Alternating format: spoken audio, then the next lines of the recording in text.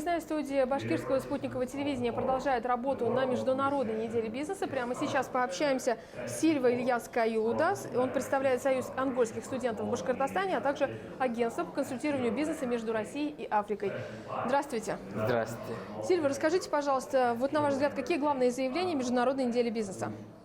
Международным делом бизнеса является партнерство, А как раз представляю вот это агентство «Союз» между Россией и Африкой. То есть мы ищем партнерство, но сейчас мы готовы, потому что у нас есть очень огромное количество контактов с представителями африканским странам, а только сейчас остался партнерский. В какой сфере можно получить консультации по открытию бизнеса? Давайте расскажем нашим телезрителям.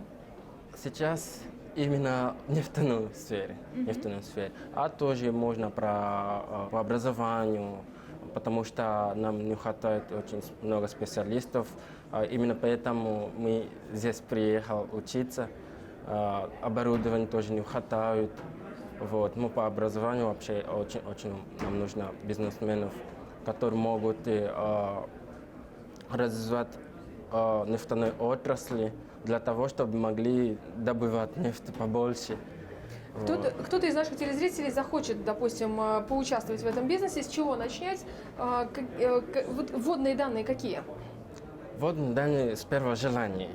Потому что чего-то не было бы сначала желание, потом деньги, конечно, но сначала желание. И контактировать с людьми. Потому что, может, у вас какие-то проекты, но если без контакта вообще ничего не делается. Поэтому, а мы имеем контакты даже с президентом Республики Анголы и других африканских стран, министром. Вот. Исходя из этого, мы можем легко и быстро соединить вот это бизнесменам, чтобы могли показать свои проекты и чтобы могли вот это уже начать действовать. Не станет ли ситуация, вызванная коронавирусом, барьером для расширения границ?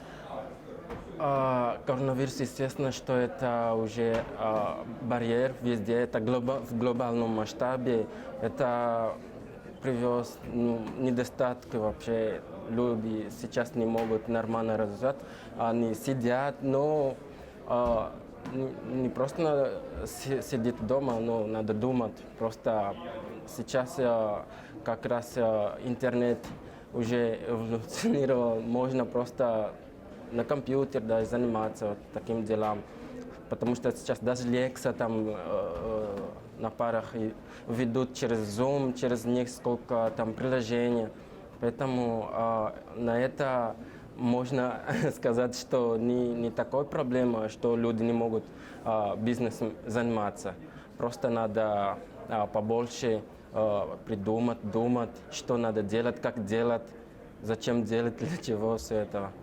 Что вы отметите по Международной неделе бизнеса? Какие интересные заявления вы услышали?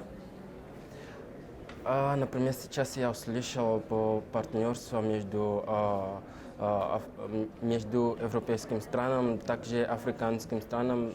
Ректор УГНТУ говорил, что надо привлечь еще африканских студентов, чтобы они приехал учиться, но не только африканских студентов, тоже там нужно китайские, американцев тоже, потому что Россия, она мощная помощью по поводу помощи иностранным студентам и также африканским странам.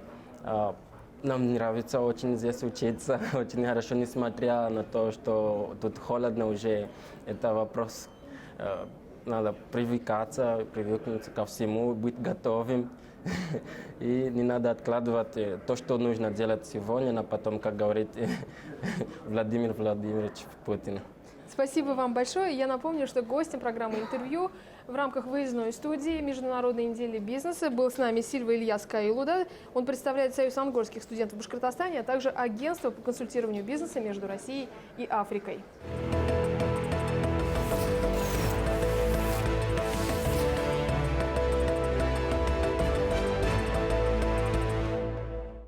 Выездная студия главного телеканала Республики работает на Международной неделе бизнеса в Уфе. Прямо сейчас пообщаемся с одним из участников, представителем делегации Узбекистана, бизнес-блогером Джихангиром Латыповым. Джихангир, здравствуйте. Здравствуйте, Екатерина. Расскажите, пожалуйста, какие планы по участию в Международной неделе бизнеса у делегации Узбекистана? Как вы считаете, какие главные заявления прозвучат?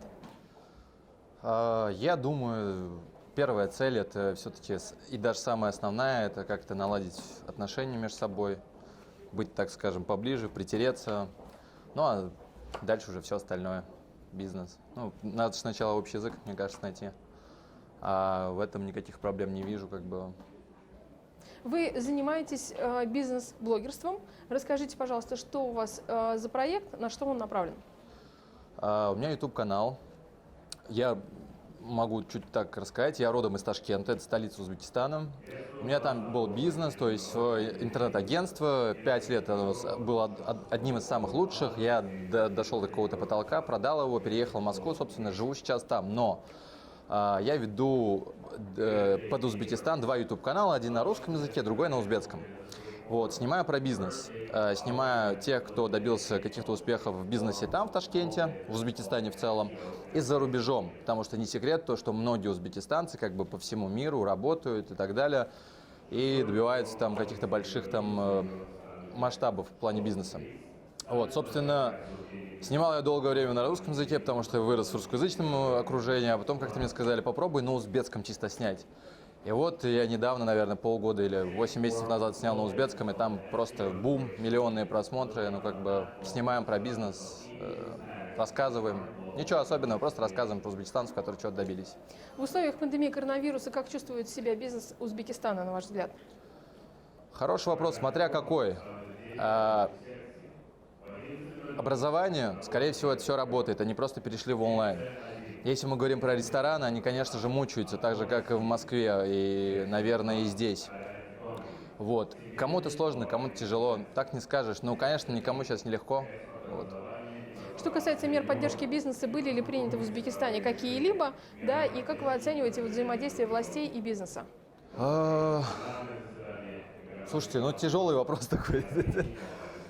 Честно, ну, как бы самое главное в Узбекистане, чтобы как-то власть, наоборот, не вмешивалась в бизнес. То есть бизнес, если не трогать, давать ему волю, он сам по себе работает, развивается. Тормозит он только тогда, когда как бы вводит какие-то ограничения, пытается что-то сделать хорошее, но на самом деле это никак не влияет на бизнес-среду. Мне кажется, бизнес не стоит трогать. В Узбекистане в целом, как и в любой стране, на мой взгляд, даже в Афганистане можно сделать бизнес, зависит от человека. И я считаю, что вот именно в Узбекистане очень сильные предприниматели. У нас как бы покупательская способность не такая, как в России, но все равно люди работают, люди что-то делают. Страна все-таки, я забыл, как это называется, 3-й степени в локдауне, то есть нет выхода к океану, нет выхода к морю. То есть это все очень сильно влияет на цены, на развитие, но так или иначе все равно бизнес как-то работает, зарабатывает. И да, ну или вылетают и работают там где-то в Америке, в России, где угодно. Вот кто-то возвращается, кто-то остается. 2020 год – это, по сути, развитие интернета и виртуальных всех проектов. Вот дайте, пожалуйста, несколько советов, рекомендаций, как развивать свой бизнес, блог в интернете в условиях пандемии коронавируса. И вообще, возможно ли стать, вот как вы говорите, обладателем аккаунта с миллионами просмотрами? Слушайте, ну, честно сказать, нет какой-то формулы успеха в Ютубе. Ютуб – это живой организм. И, конечно же, какую-то роль прям в плане просмотров и подписчиков, как я понял, играет удача. Потому что после того, как у меня пошли миллионные просмотры, многие ребята, другие блогеры узбекоязычные начали снимать похожий материал. Но у них нет столько просмотров. Ну, потому что, может быть, есть еще факт тут везения какого-то. Потому что я не вкладывал там большие деньги какие-то в рекламу и так далее. И, собственно, надо снимать то, что тебе нравится, и пробовать. Я вот, наверное, 3 года снимал, набирал на русскоязычном канале сначала по 1000 просмотров, по 100 просмотров, радовался, потом по 10 тысяч, потом по 25 тысяч, потом 100 тысяч набрал. И потом вот попробовал на узбекском языке, и у меня миллионы, о которых я мечтал. Но этот путь, он не дался легко. Я пробовал, у меня не получалось, там критиковали, то есть я до сих пор не считаю себя никаким журналистом, просто мне это интересно, я это делаю.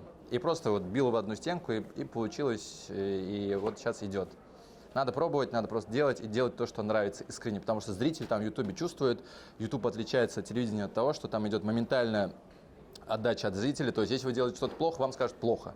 Но это не значит, что крест на вашей карьере. Вы можете на следующем ролике учесть эти все доработки и конструктивную критику. И если вы это, доработаете, люди, наоборот, оценят, наоборот, респектуют. И YouTube — это новый все-таки телек. Спасибо вам большое, Джахир. Спасибо. Гостем программы «Интервью» в эфире главного телеканала Республики в рамках Международной недели бизнеса был бизнес-блогер из Узбекистана Джанхаир Латыпов. Оставайтесь с нами, не переключайтесь.